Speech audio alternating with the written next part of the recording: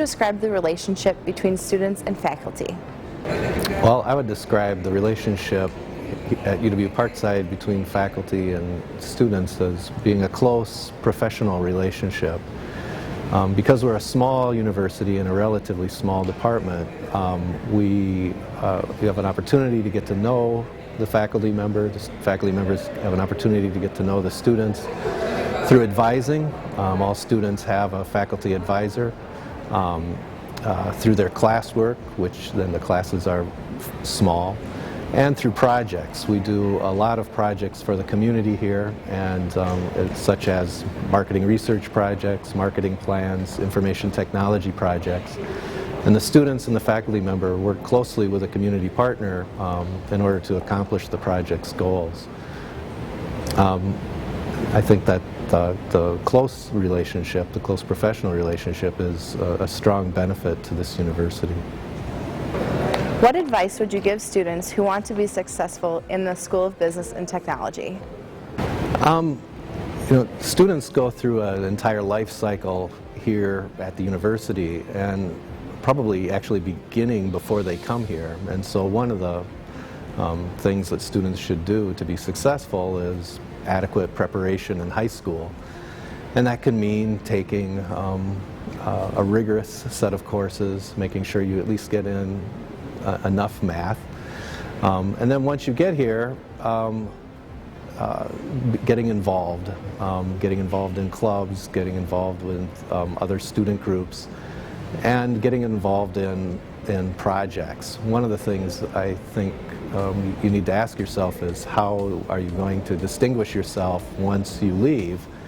And clubs, being officers in clubs, working on projects, getting good solid internships are ways for you to distinguish yourself and make you attractive to employers. What advice would you give students looking to pursue a degree in computer science? Well, students in high school who want to major in computer science should really take 4 years worth of math and 4 years worth of English.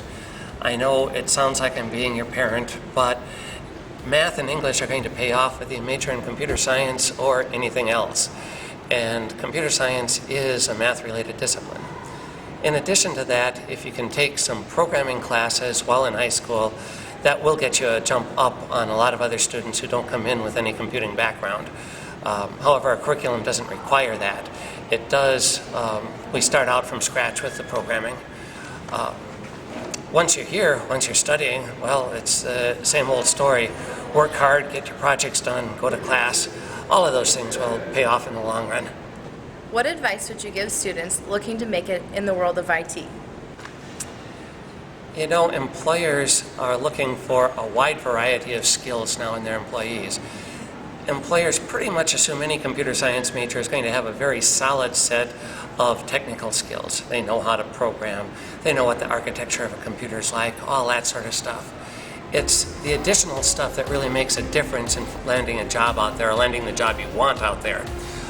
Soft skills, an ability to do a nice presentation, to talk to people, an ability to write a memo that's going to impress your boss and make your boss know that you have your act together.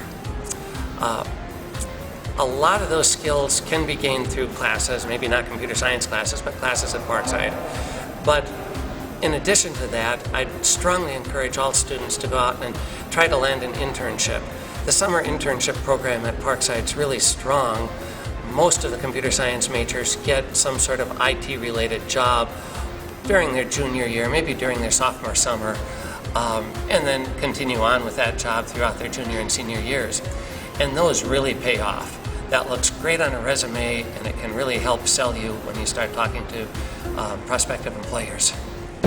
What advice would you give students who are looking to make it in the business world? I think the Department of Business has several resources that can be used by any student to be able to build a strong foundation for a successful life in the business world. Some of those opportunities include just looking at the lives of some of our alumni. We have alumni that are on the advisory board of the Wall Street Journal, as well as alumni that hold very high positions in companies like FedEx and Orbitz. We have the Solutions for Economic Growth Center that students can take opportunity of by being involved in business projects that we are doing for industry as well as local businesses. There are several case studies and projects that all of us as faculty have students do, and if students are able to make good use of those opportunities to develop things like leadership as well as teamwork and presentation skills, they will do very well in their interviews. And on top of all that, I would encourage students to be able to look up additional magazines like the Business World as well as Inc.com to look at best practices in the world and become familiar with what's the latest technology out there, what's the state-of-the-art terminology being used. And I think those are good tools to be able to do well and compete with any Ivy League school student in the US or abroad.